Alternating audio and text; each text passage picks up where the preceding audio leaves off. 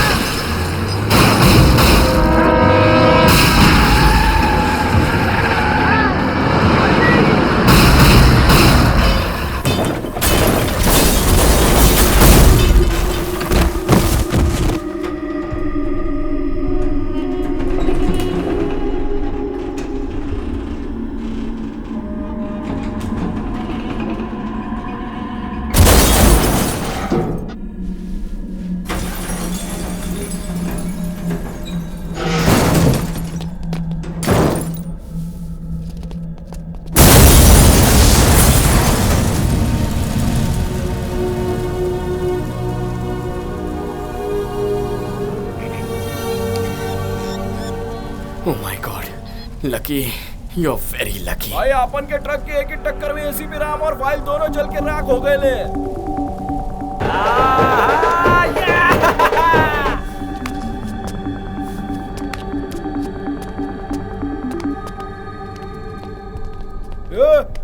तू इधर क्या कर रहा है?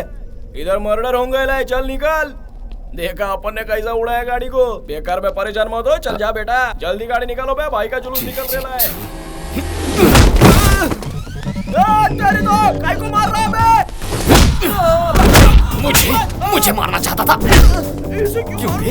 अबे यार तुझे बोल। अरे बोल साले। अरे काय को मारूंगा मैं?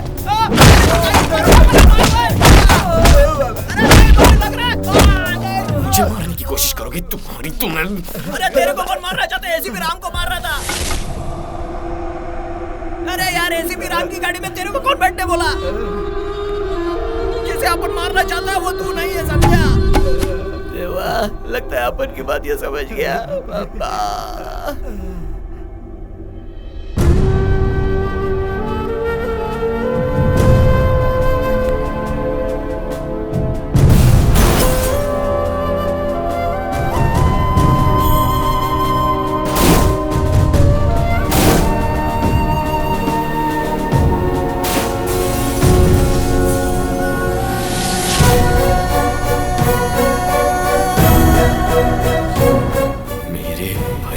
मारना चाहते थे।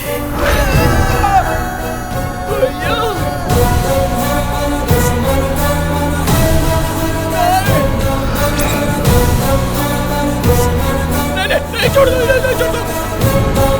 वैसी वारंटी ने बोला था, इसलिए अपन तेरे भाई को मारने आया था।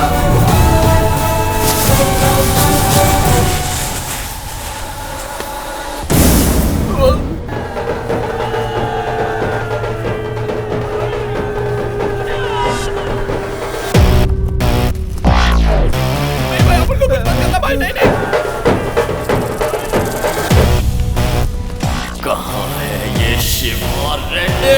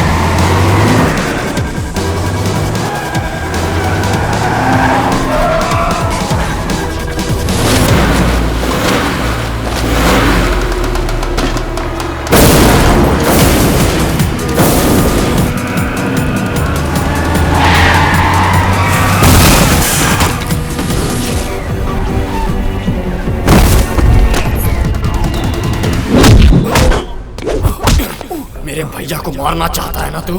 हाँ? तू तो गया।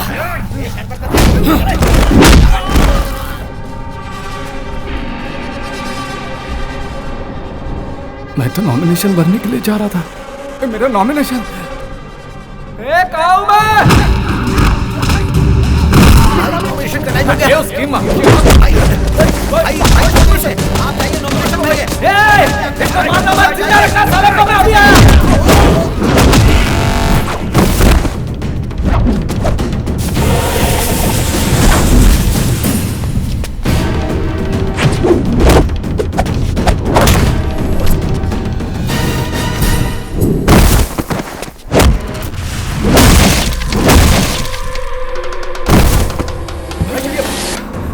नॉमिनेशन का टाइम हो चला है, चलो जल्दी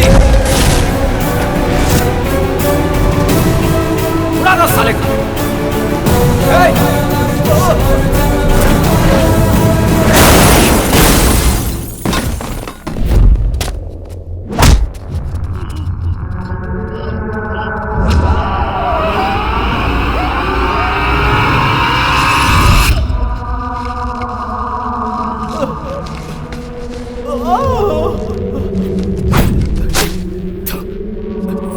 कौन है तू? नॉमिनेशन का टाइम हो रहा है, मुझे छोड़ दे। ओए, छोड़ मुझे, कौन है तू?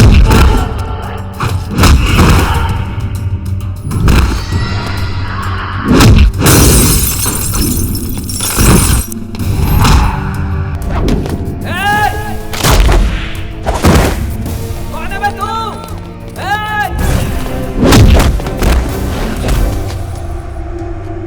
अबे बोलना, कौन है तू?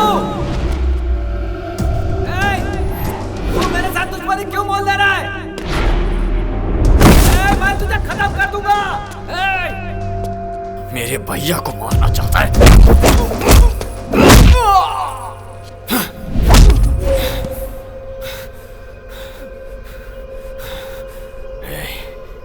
मेरे भैया को कुछ नहीं हुआ, इसीलिए तुझे मार नहीं रहा हूं मैं। बच गया तू। मैं तुझे नहीं छोड़ूंगा। You are finished. मेरे भैया को मारने की सोच से ही तेरी जिंदगी उल्टी लटक गई है और तू मुझे धमकी दे रहा है। इस बार पैरों से लटका है तू, अगली बार गले से। तू जितना आसान समझ रहा उतना आसान नहीं है। तूने गलती कर दी है साले। मेरे बारे में तू पूरी तरह नहीं जानता। ये मानव अब कुछ मत बोल। अपने बारे में मुझे बताकर और मेरे बारे में जानकर कोई रेस शुरू मत कर, क्योंकि रेस के घोड़ों पर लगाम लगी होती है, लेकिन मैं बेलगाम।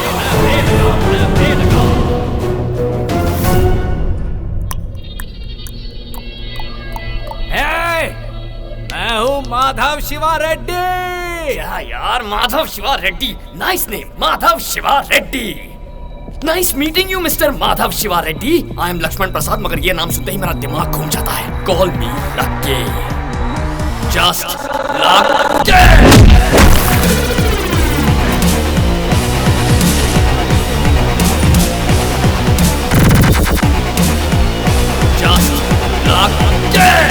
शिवा रेड्डी का नॉमिनेशन मिस।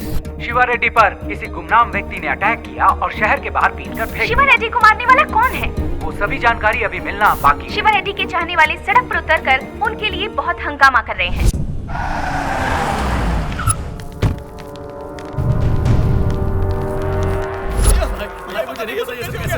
चुप हो जाओ। गुंडागर्दी करता था तो शेर की तरह जीता था, राजनीति में आया है तब से। राजनीति तेरे बाप की जायदाद है क्या? मंत्री बनना मेरे बेटे का सपना है और वो पूरा होगा। अगर इस शहर से तुम्हें प्यार है तो मुझे यहाँ से वापस भेज दो, नहीं तो यहाँ भूचाल आ जाएगा। आज ही एक की बलि चढ़ा कर आया और दूसरी बलि यहाँ चढ़ेगी। मेरे बेटे पर हाथ उठाने वाले को ढूंढो। कौन था वो ससुर का नाती? छिछी, तुम्हारी नजरों के सामने वो पुलिस की जीप लेकर चला गया और तुम खड़े खड़े देखते रह गए। तुम तो शिवा रेड्डी की खटिया खड़ी करने वाले थे ना। अब क्या हो गया? जीप भी गई और फाइल भी गई। शिवा रेड्डी को उसके किए की सजा मिल जाएगी जब उसके पापों का घड़ा भर जाएगा। जब उसके पापों का घड़ा खुद ही भरना तो इतनी पुलिस की क्या जरूरत थी सर? आप मैं पूरा पुलिस डिपार्टमेंट जाकर मंदिर में भजन करते हैं। चलिए। बेवकूफों जैसी बात करते हैं। नहीं छोड़ूंगा सर। जीप और फाइल की वजह से शिवा रेड्डी सलाखों के पीछे नहीं जा पाया और जिसकी वजह से मेरी बेइज्जती हुई, मैं कसम खाता हूं मैं उसे नहीं छोड़ूंगा। मुझे वर्दी की कसम सर। वर्मा सर, सिटी के सभी सीसी कैमरास के फुटेज निकालो। जीप ले जाने वाले का एक क्लू मिल जाए काफी। सर जीप शिवा रेड्डी के आदमी ही ले जा सकते हैं। ये उन लोगों का काम नहीं होगा। शिवा रेड्डी अरेस्ट होने वाला, ये बात किसी को नहीं पता थी। ये किसी ऐसे इंसान का काम है जो डिपार्टमेंट को बदनाम करना चाहता है। उसने बहुत बड़ी गलती कर दी है। सिर्फ हमारी जीप ही नहीं गई वर्मा, एक सिंसियर ऑफिसर की उम्मीद, एक बाप का बेटे पर भरोसा सब गया। ये जीप तो हमारी जान ले लेगी यार। तेरा भाई सीसीटीवी कैमरे की फुटेज चेक कर रहा है, पकड़े गए तो क्या होगा? तुझे क्या हुआ? शिवा रेड्डी का बाप शहर में आ गया है। वो उसे मारने के लिए ढूंढ रहा है जिसने उसके बेटे को बुरी तरह से पीटा। उसे हमें ढूंढने की क्या जरूरत है? मैं तो खुद उससे मिलने जा रहा हूँ। कहीं ना कहीं तो मिलेगा। उसकी बलि का समय आ गया है। जाओ ढूंढो, ढूंढो उसे। उसकी जरूरत नहीं है। तुम्हारे बेटे को मैंने ही मारा है।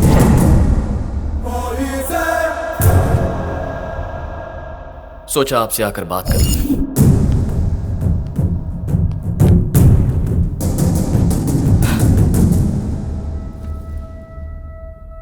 आपको मैं अपनी कहानी बताता हूं सर। मेरे माँ बाप के हम 2 बेटे हैं, मैं और मेरे भैया। हम दोनों के बीच बचपन से एक पल भी नहीं जमती थी। हर वक्त एक दूसरे से झगड़ा करते थे, जैसे एक ही घर में एक दूसरे के दुश्मन जन्मे हो। एक रोज झगड़ा थोड़ा सा पर्सनल।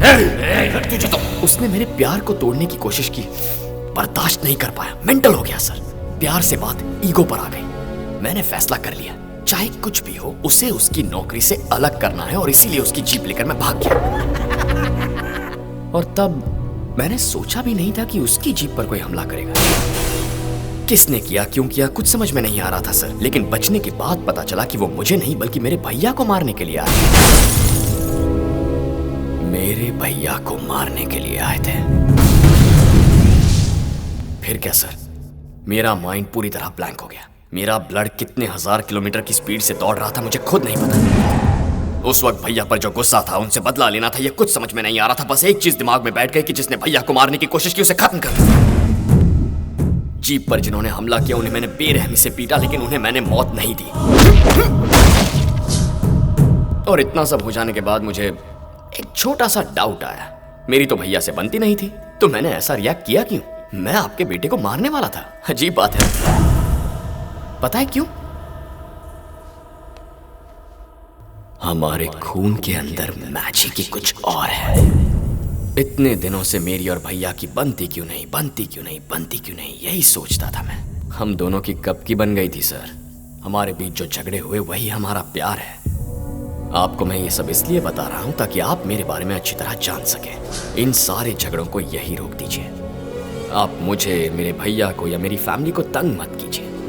नो सर, मैं कोई वार्निंग देने नहीं आया हूं, बस इतना कहने आया हूं कि हम सब खुश रहें। ओके, अब यही बात अगर मैं आपके बेटे से कहूं तो उसे कुछ समझ में नहीं आएगा। अभी गुस्से में होगा ना, पर आपको बेटे के पिटने का दुख है ना, आप समझ जाएंगे।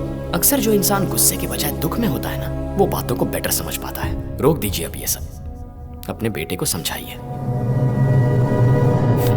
चलता हूं।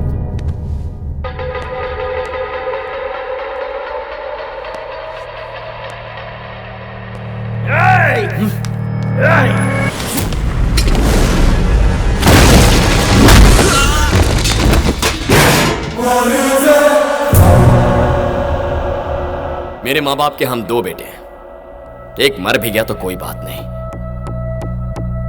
आपके पास सिर्फ एक है। उम्मीद करता हूं आप समझ गए होंगे।